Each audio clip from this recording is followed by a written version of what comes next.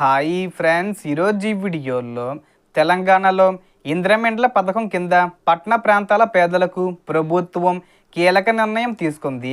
So దానికి సంబంధించిన పూర్తి ఇన్ఫర్మేషన్ ఈ వీడియోలో తెలుసుకుందాం. అండ్ వీడియో మీకు నచ్చితే లైక్ చేయండి ఫ్రెండ్స్. మీరు చేసే ఒక లైక్ వల్ల ఈ వీడియో ఇంకో 10 మందికి రికమెండ్ అవ్వడం జరుగుతుంది ఫ్రెండ్స్. సో దాని ద్వారా ఈ ఇన్ఫర్మేషన్ అందరూ తెలుసుకోగలరు. సో ఏమాత్రం లేట్ చేయకుండా వీడియోలోకి వెళ్ళిపోద్దాం.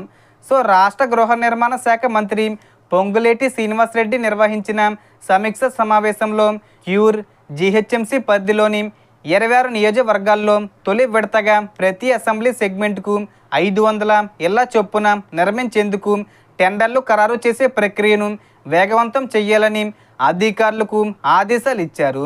గతంలో డబుల్ బెడ్రూమ్ ఇల్లు నగరాలకు చాలా దూరంగా ఇవ్వడం వల్ల చాలామంది లబ్ధిదారులు ఉపాధి సమస్యలు ఎదుర్కొన్నారని, కొందరు ఇళ్లను అద్దెకి ఇవ్వడం లేదా విక్రయించడం వంటి పరిస్థితులు కూడా ఏర్పడ్డాయని ప్రభుత్వం గుర్తించింది.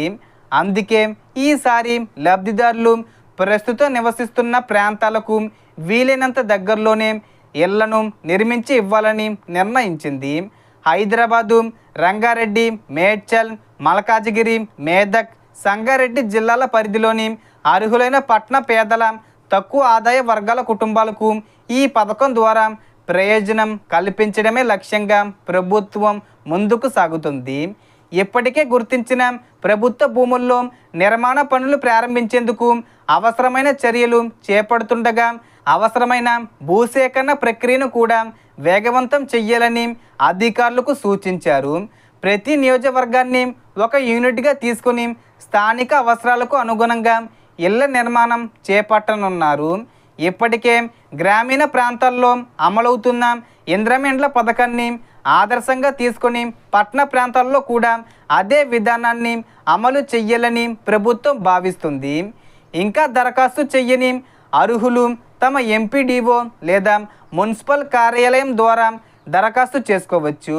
అలాగే ఇప్పటికే దరఖాస్తు చేసిన వారు తమ దరఖాస్తు స్థితిని అధికారిక మార్గాల్లో ఒకసారి తప్పనిసరిగా చెక్ చేసుకోవడం మంచిది. సో ఈ వీడియోలో ఇన్ఫర్మేషన్ ఇది ఫ్రెండ్స్. మీకు ఈ వీడియో నచ్చితే లైక్ చేయండి, షేర్ చేయండి అండ్ సబ్స్క్రైబ్ చేసుకోండి. Thanks for watching.